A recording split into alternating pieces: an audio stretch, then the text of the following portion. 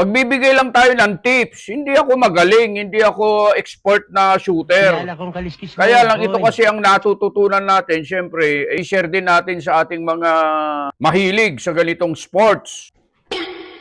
Ay mga idol, adati tips ko tatanga bigbigat kadagijay agdadamo a shooter Ilocano man ti panagsaw.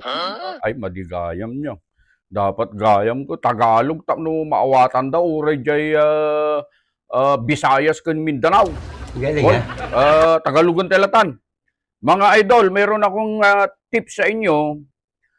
Pag kayo ay syempre sa shooting kasi lalo na sa competition, ang pinag-uusapan diyan ay yung hits, speed, power, and accuracy. Siyempre, kung gusto mo talaga na mataas ang score mo sa bawat target, mga kabengbeng, dapat ang tinatamaan mo yung alpha. So, itong video na ito, ituturo ko sa inyo, kahit na hindi ako madalas umalpa, mga idol, mga kabengbeng, kasi hindi naman kahit nga yung hindi naman laging umaalpa yan. Pero ito ay magbibigay lang tayo ng tips. Hindi ako magaling, hindi ako expert na shooter. Kilala kong kaliskis mo, Kaya lang ito boy. kasi ang natututunan natin, syempre, i-share din natin sa ating mga mahilig sa ganitong sports. Nakikita nyo yung may kwadrado dyan sa target. May arrow. Ayan.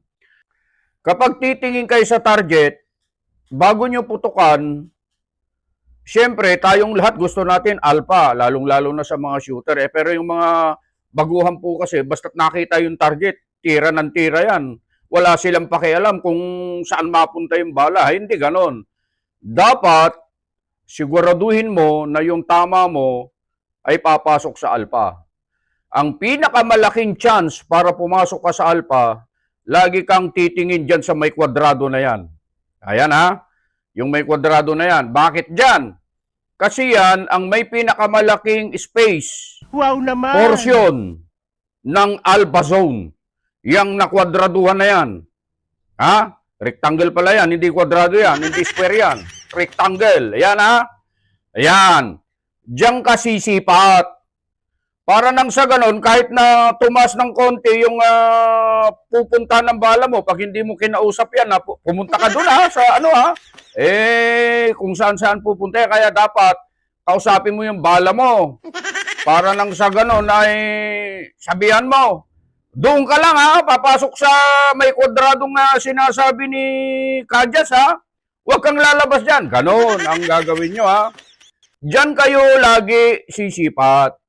Bakit dyan? Kasi kung sumablay ka man at tumas ng konti, alpha pa rin. Pag bumaba ka, alpha pa rin. Gumanong ka man ng konti, basta't naka-aim ka sa gitna, alpha pa rin.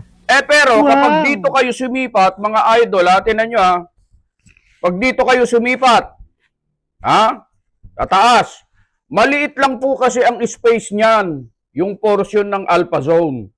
Okay, pagka gumilig kayo ng konti, wala na, nag-Charlie na kayo. So, ang pinakamaganda, yan, dito sa may kwadrado na yan. Diyan kayo lagi titingin, diyan kayo lagi sisipat, para mas malaki yung chance ninyo na pumasok kayo sa alpha. Yun lang. Kung nagustuhan mo itong video ito, i-share mo naman. Pagkatapos mag-subscribe, mag-like, mag-comment ka naman, sabi mo kung saang lugar ka, at pwede kang mag-suggest ng mga i-content natin next time. Pero wag lang yung mahihirap Hindi ako, sabi ko hindi ako expert. Ako isang hamak na shooter din kagaya nyo. Pero gusto kong magbahagi ng kahit papano ay matuto tayong lahat ng kahit na konting mga tips lang. Maraming salamat mga idol!